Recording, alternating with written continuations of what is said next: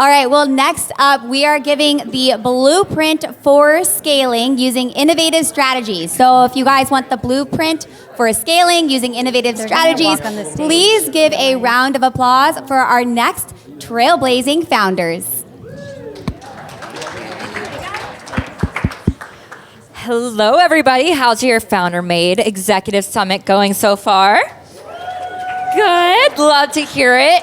My name is Madison Brodsky. I'm back up for another panel, this time to discuss the scaling blueprint, innovative tactics for industry trailblazers. I have some amazing trailblazers up on stage with me right now, so let's one by one just go through, give the 10-second elevator pitch on who you are and what your company is. My company is called ChromaDex. We make a product called True Niagen. It's a dietary supplement. Beautiful. Continue. Hi, I'm Amy. I'm the founder of Skinfix, and we are a clinical derm-developed clean brand of skincare. So we consider ourselves sort of the functional wellness skincare brand. I'm Troy Arntsen, founder and president of Voluspa, a luxury home fragrance brand that's distributed internationally through boutiques, department stores, specialty stores, and our own direct-to-consumer. Brooks Addington, TÖST Beverages. We're a non-alcoholic sparkling beverage playing in the adult non-alcoholic beverage space. Available around the country in leading retailers and a couple other countries outside of that.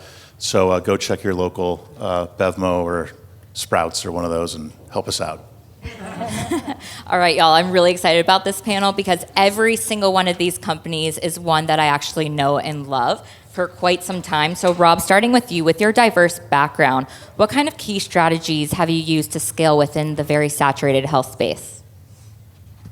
The main thing, the reason why we've grown and the reason why we are a profitable company is not because we're brilliant marketers, but the product that we sell is astounding.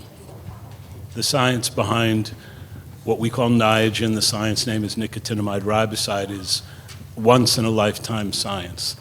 We sell it as a dietary supplement. It works like a drug. It's extremely safe, but it actually elevates a coenzyme that's found in all living cells called nicotinamide adenine dinucleotide, NAD. If any of you have not heard of NAD, you're asleep, but you will hear about it soon. It has a dramatic impact on the way the body metabolizes energy, but more importantly than that, it helps the body to heal. And all aging is the accumulation of damage at the molecular level, but the diminished ability to repair the damage. So we have an amazing product. It kind of sells itself. 1,000%. And if it doesn't make it any easier with the fact that you found all of this, you put it into even little packets that you can take home, whether that is powder for a beverage or even a pill form. When did that idea come into play? I got a call from a coach of the New England Patriots. At the time, his name was Bill Belichick. Who? Who's that?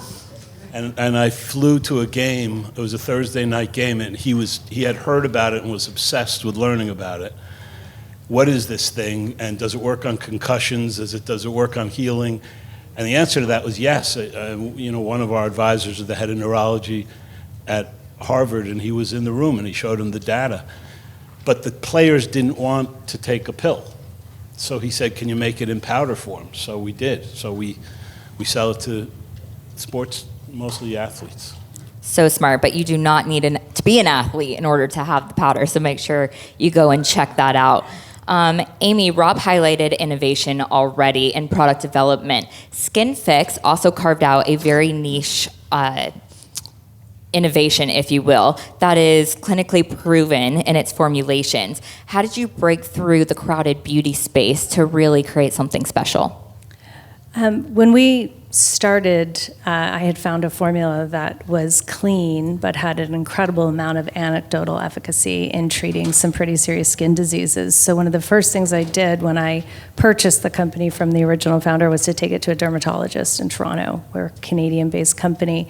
And started from the get-go working with skin experts who really understood skin conditions and started developing products from the ground up with those dermatologists to ensure that every single ingredient we were putting in every single product was actually working towards healing the skin. And similar to Rob's story, our products really worked. And I think that is what garnered us the loyalty, and that's what sort of started the word of mouth. But we also were able to leverage the dermatology community in helping to raise that awareness and to credentialize the products and to help us to sort of drive that momentum. But we were the first clean brand that dermatologists paid any attention to, and derms did not like clean, and we were able to show them that products that were formulated with clean ingredients could actually be clinically effective. And that was sort of an unlock and allowed us to really leverage their sort of expertise and to help them work with them to build our business. Which really started a huge conversation over at Sephora. You rightfully earned your spot there. Tell us about how that came together. Yeah, we actually launched the brand at Target initially because we were focused on treating eczema, which 10 years ago was not something Sephora was interested in.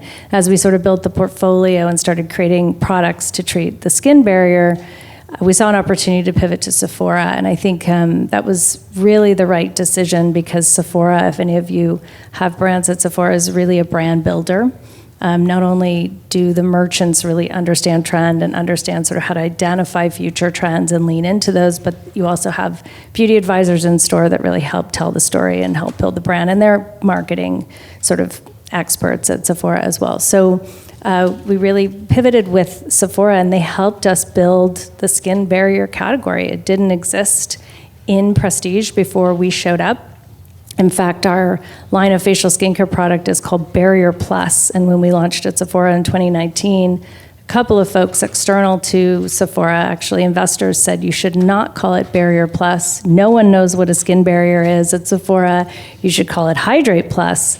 And we stuck to our guns, and we really worked closely with Sephora to build the education around skin barrier health, and now it is the largest category of skincare at Sephora. But we had to sort of build that, and we had to work with them to educate the client about skin barrier health. That's a huge tip of sticking to your gut and really believing in your actual product. And it's the power of partnerships, which kind of brings me to next point, Troy. You guys have grown exponentially. How is the power of partnerships helpful for you when you're sticking to such a luxury brand?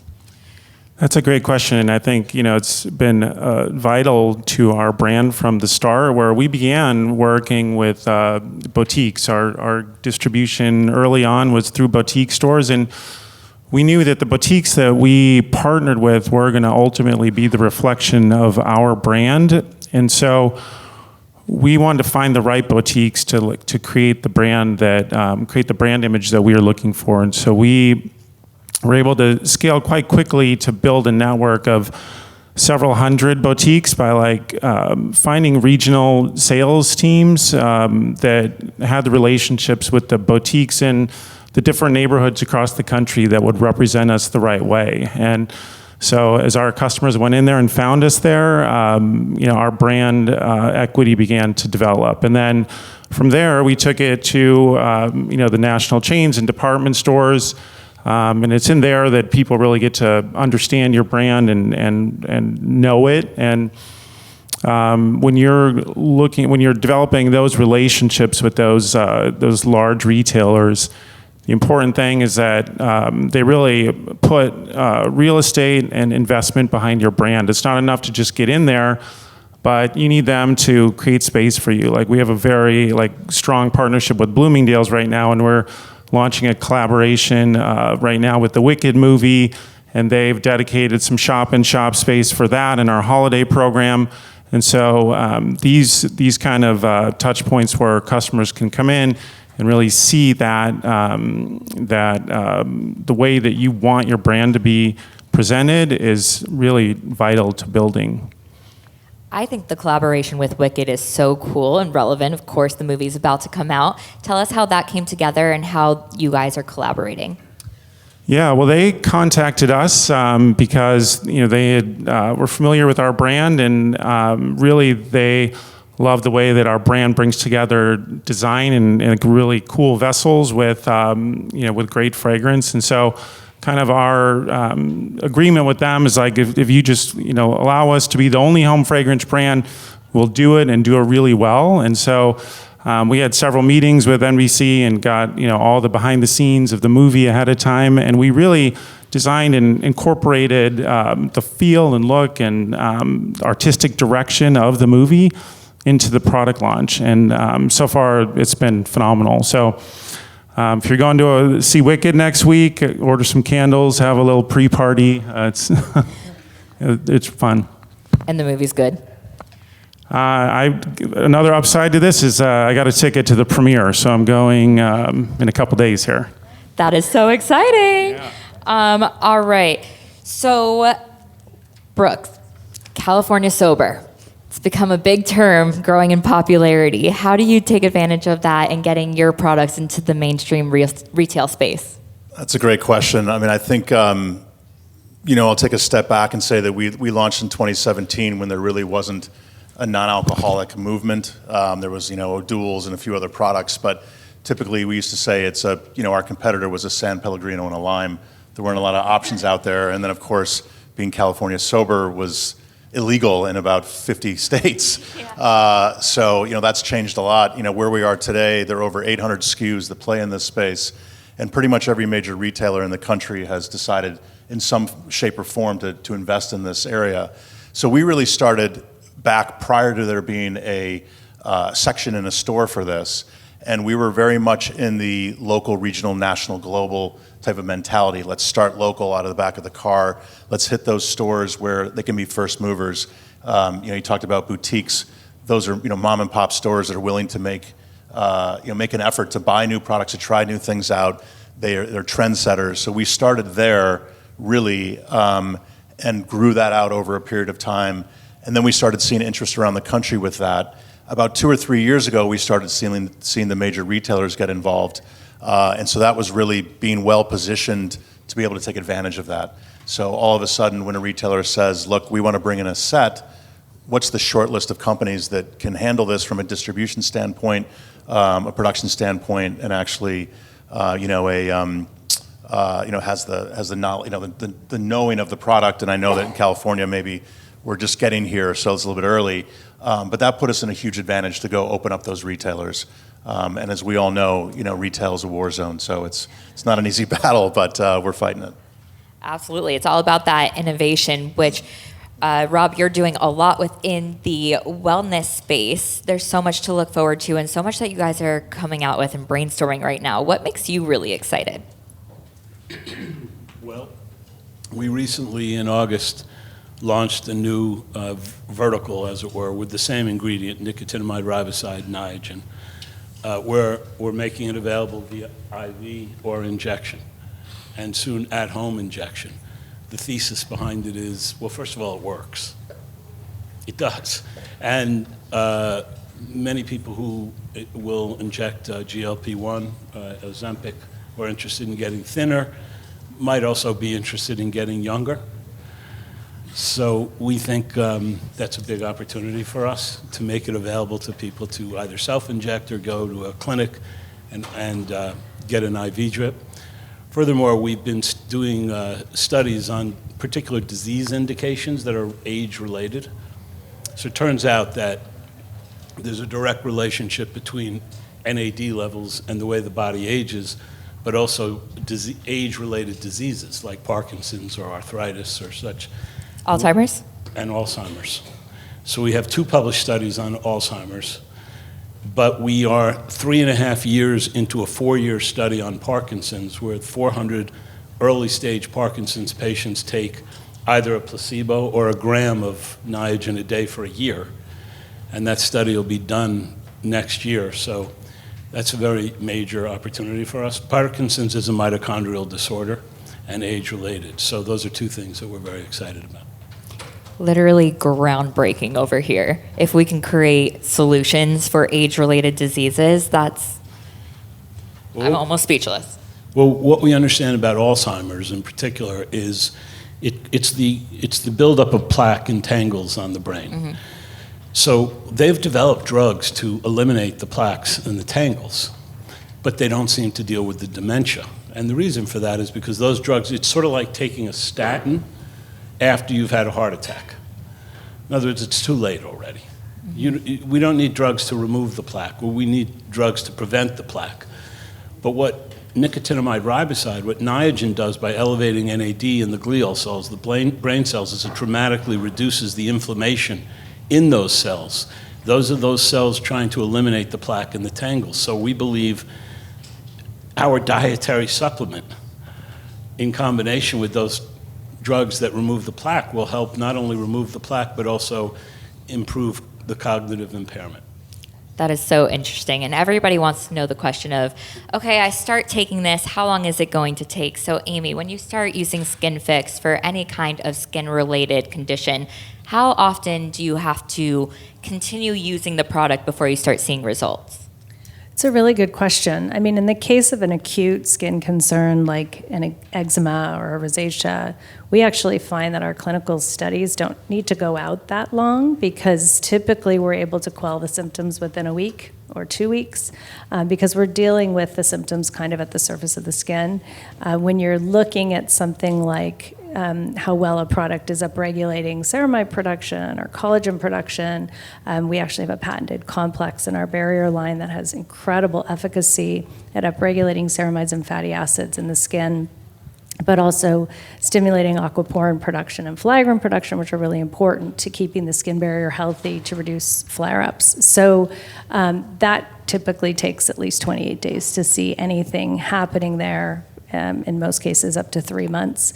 But what we try to do with our products is to include ingredients that are going to help to sort of quell the symptoms quickly, because that's what the client is looking for, whether it's age concerns or some sort of symptom related to a skin concern. But then we're really going to the root cause of the skin issue and delivering ingredients that are going to help improve the health of the skin for the long term. So that's really what we're about. We want you to have fewer flare-ups and to have healthier skin. And I imagine within the beauty space, it's very tempting to go after whatever the trend is. So what advice do you have for all the entrepreneurs in the room to stay true to your actual product rather than to go for the shiny object? Yeah, it's hard. I mean, in the skincare space over the last 18 months, there's been a huge uptick in color cosmetic brands entering the space, but also in skincare brands launching things like colored lip gloss that has been incredibly successful. One of our investors that was just up here has invested in one of those businesses, and they've been wildly successful. And there were lots of sort of categories that were doing really well at Sephora, but we're absolutely not true to what we do. And I had a little bit of a struggle internally to sort of convince people that we needed to play the long game, we needed to stay true to who we are, and that a colored lip gloss didn't really make sense for our brand. Sephora thankfully really supported me on that, and our merchants in clinical skincare kept saying, Amy, the category is going to swing much more clinical. Like, it's going more clinical. This is a moment in time. Once every Gen Z has every lip balm we sell, they're not going to replenish. Stick to your guns, stick to what you're doing. So that was really helpful to have a retail partner that really kind of kept us on the straight and narrow. And we do see that. I mean, the skincare space is getting incredibly clinical. We're looking at ingredients like NAD and things that are actually improving the health of the cells, and really we're looking at the longevity space, and we see some really cool brands coming into the space that are created by cosmetic chemists and derms and PhDs. So we stuck to our knitting, and we see that we're kind of, we're very happy we did. But sometimes it's hard because you see the sales numbers and you think, oh, well, if I just launch a tinted lip balm, maybe I'd, grab a couple million more in revenue. But I think it was the right thing to do for our brand. Again, it's sticking to your gut. It's all about that. Troy, your coconut wax formulation set a new industry standard. How did you go about developing such a healthy burn, if you will, within your candles? Yeah, thank you. Speaking of the shiny object or the ingredient du jour, back when the candle industry was moving towards naturals, brands were coming out with soy wax candles, and so we experimented with that, and I found that it interfered with our fragrance, and it didn't burn as clean. And ultimately, the candles we could produce with soy wax were actually inferior to the paraffin-based ones that we were already making, back in those days. And so, we really were committed to this idea of going natural, but it was unacceptable to release an inferior product or have our product be not as good to achieve that goal. So we set out to find something better. And so we experimented with palm wax and apricot wax and came across hydrogenated coconut oil as a base for our candle blend. And it was really incredible. It really wasn't used in the mainstream at all back then, maybe a few health food stores. And it just had this really beautiful creaminess to the wax, burned really clean, and held our fragrance really well and presented it in its true form. And so it's more expensive, but being a luxury brand, we could afford to pay a little more, and we also had to really make sure we dialed in our manufacturing, everything we were doing to help kind of offset the cost of that.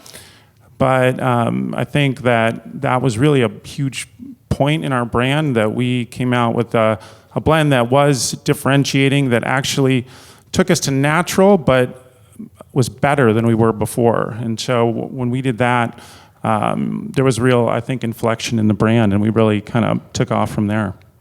You spoke about your fragrances quite often. How fun is it to go through and really scent test, if you will, and find the right fragrance that matches your brand? It's really, probably the funnest part of the business is being in fragrance. Everyone loves it. Everyone wants to, test for us and be a consumer test subject. One thing Is there a term for that, like a nosologist or something? Yeah. Well, we have an ambassador program. So Okay. if anyone's interested, email me and we'll, when we're trialing new scents, we'll send it out to you and you can kind of rate it for us to see what the market acceptance will be.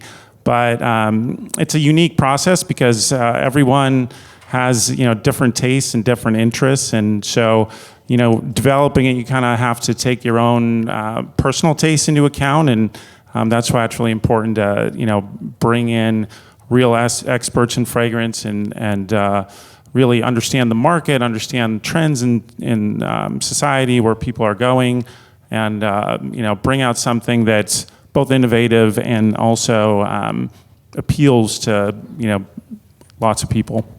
Absolutely. Brooks, you mentioned when you first started that your biggest competitor was basically sparkling water with a lime. How did you go about creating flavors that appeal to those who might want an actual cocktail but know it's either healthier for them, better for them, for whatever reason, to go the opposite direction?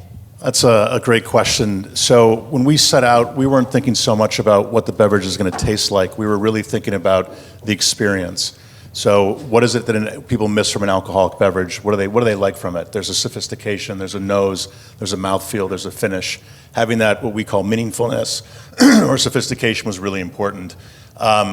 We hired some chefs. That's really helpful. We had a gentleman named Alfred Pertale, who's a Michelin star chef, come in. We worked with his wine group, his team.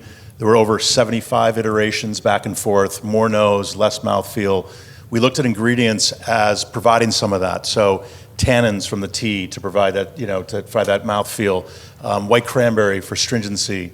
All those put together to then create the beverage. So we successfully created, a core group of natural flavors, of essences we put together, extracts. It comes as the base of our product. And as we develop new products, we're using that same base, which is, again, over 100 different ingredients, and we're talking, 3 different types of lime and Madagascar vanilla and a lot of different things, and then having these other aspects, mouthfeel, nose, finish, to top that. So it was really important for us to create something that had the attributes, but didn't necessarily have the alcohol. And instead of saying we're trying to taste like a Pinot Gris or a margarita or what have you, we'll have our own taste profile, but the experience will be similar.